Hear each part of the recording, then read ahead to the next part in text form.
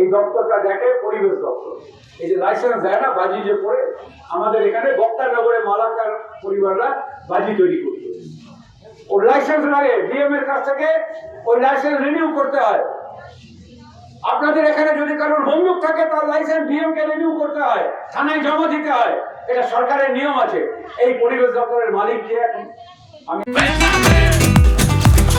ये स्टाइल का मामला है। रूपा फ्रंटलाइन।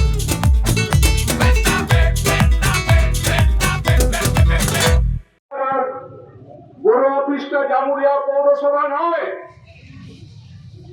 আপনি কি জানেন এখানে কতগুলো নোটিফাইড বস্তি আছে?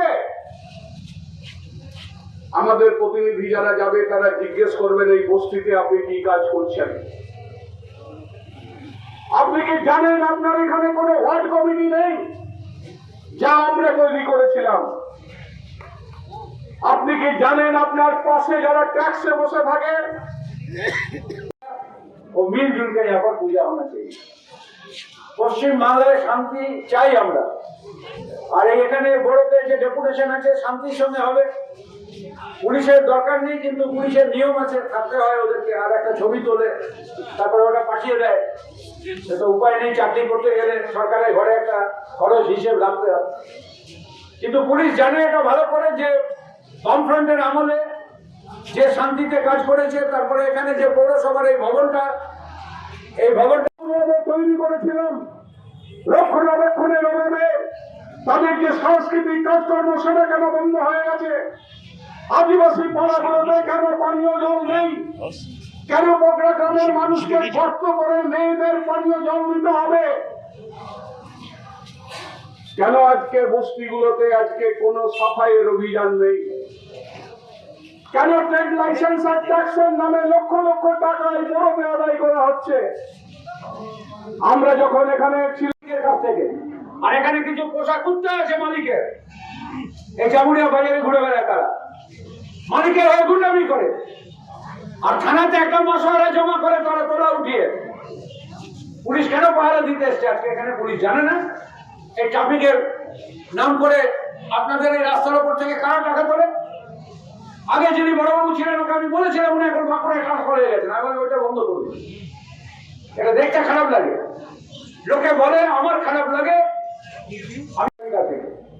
আর এখন যারা আছে পশ্চিম বাংলায়, বিশেষ করে এই যে ভাইপো আছে আমাদের পশ্চিম বাংলার রাজ্যের অলিখিত মুখ্যমন্ত্রী, ভাইপোর নামে যে টাকা পাচার হয়েছে সিঙ্গাপুরে, কে না জানে? পুলিশ জানে, পুলিশের দপ্তরে ডিজি জানে, সিবিআই এর দপ্তরের লোকেরা জানে, স্বরাষ্ট্রমন্ত্রী জানে। আপনারা এই যে আজকে বলছেন এখানে কর্পোরেশনের কাউন্সিলররা জমি বিক্রি করেছে, এই জমি টাকা ভাইপো কোথায় বসে? আর ভাইপো মানে কে?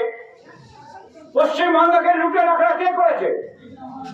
2011 সালের পরে ভুট্টুবি থেকে শুরু করে এই কারখানার রাস্তা, বেআইনি জমি কে দখল ভোগ করেছে? এই কারখানা বামফ্রন্ট সরকারের আমলে আমরা তৈরি করেছিলাম।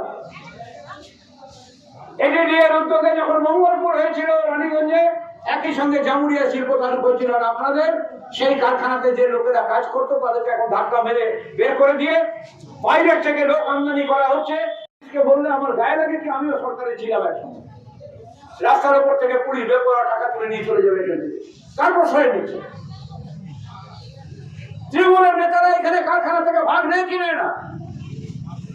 দূষণ পর্ষদে চেয়ারম্যান, দূষণ পর্ষদের মন্ত্রীকে ইকরা গ্রাম কেন উঠে যাচ্ছে?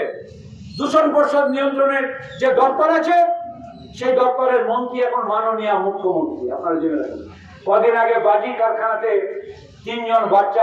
যে কিছুদিনের ভিতরে যেভাবে জামুরিয়ার রাস্তাঘাটে ডেভেলপমেন্ট হয়েছে, আশা করি 34 বছরে হয়নি। আমি বলবো, একদম জোর গলায় বলতে পারি যে 34 বছরে হয়নি যে আমাদের 2011 সালের পর থেকে যে জামুরিয়া যে রাস্তাঘাটের সুবিধা করা হয়েছে। এই তো যেটা আমাদের এখন এই লোকালের মধ্যে একটাই এখন রাস্তা, যেটা হলো আর্নেস ক্লাব থেকে বাইপাস, সেই রাস্তাটা আমরা টেন্ডার অলরেডি পাস করে দিয়েছি 53 লক্ষ টাকা। খুব জলদির মধ্যে ওয়ার্ক অর্ডার বেরিয়ে যাবে, কাজ স্টার্ট হয়ে যাবে। শতবার্ষিকী ভবন একটাই যে সাইডে কিছু মাইন্স আছে, নদীর অজয় নদীর সাইডে কিছু মাইন্স আছে, এমনকি যেটা বীরভূম এলাকা থেকে কিছু নাকি দূষিত জল ওই সাইড থেকেও ঢুকছে। তার জন্য আমাদের তদন্ত করে আমরা দেখেছি, তার জন্য টিডিএসটা বেড়ে যাওয়ার জন্য এই দূষিত জল আসছে। আমরা অলরেডি ফিল্টার করে যা বার্ষিকী ভবন যেটা আছে 1,99,00,000 টাকা, এটা আরসি ফান্ডে অলরেডি পাঠানোর ব্যবস্থা করে দেওয়া হয়েছে। আশা করি খুব জলদি এর কাজ স্টার্ট হয়ে যাবে। একটা মেশিন তাদের মধ্যে বসে গেছে, তার জন্য জলে যে দূষিত জলটা যেটা নদীর সঙ্গে যেটা আছে তারা ফিল্টার করে নদীর মধ্যে এটা ক্লিয়ার করবে। দূষিত হচ্ছে কেন? ট্রিটমেন্ট প্ল্যান কবে নাগাদ বসবে এরকম কিছু? এটা আমাদের কাছে মোটামুটি ইনফরমেশন এসছে, মোটামুটি 1 সপ্তাহ 10 দিন ভিতরে বসে গেছে। জলটা দূষিত প্ল্যান্ট বসার পর যে মাইন্সগুলো যেগুলো করছে তাদের সঙ্গে আমাদের আলোচনা হয়েছে যে তারা তাদের মধ্যে ট্রিটমেন্ট প্ল্যান্ট বসাচ্ছে। ট্রিটমেন্ট বসানোর পরে জলটা ফিল্টার হয়ে নদীতে পড়লে আর আশা করি টিডিএসটা বাড়বে না, কমে যাবে, নর্মাল হয়ে যাবে। জলে বলেনি এছাড়া দেখুন এই 5টা ওয়ার্ডে যেটা অজয় নদীর সঙ্গে যে জল নদীর সঙ্গে যেটা দরবাডাঙ্গা আমাদের ওয়াটার প্রজেক্ট আছে, ওইখান থেকে যে জলগুলো আসছে কিছু আমরা যা টিডিএস নেবে দেখলাম, তার জন্য আমাদের ডিপার্টমেন্ট থেকে শুরু করে আমার পলিউশন ডিপার্টমেন্ট, আমার অফিসের আধিকারিক এবং মাইন্স বোর্ড অফ হেলথ থেকে আমরা নিজে স্পট ভেরিফিকেশন করে দেখি যে এখানে সত্যি যখন আমাদের কাছে রিপোর্টটা আসে তখন তার টিডিএস তো একটু বেড়ে গেছে। যাই হোক না কেন, যা ওনাদের সঙ্গে একটা ডিসকাশন করার পর এখন ওনাদের সঙ্গে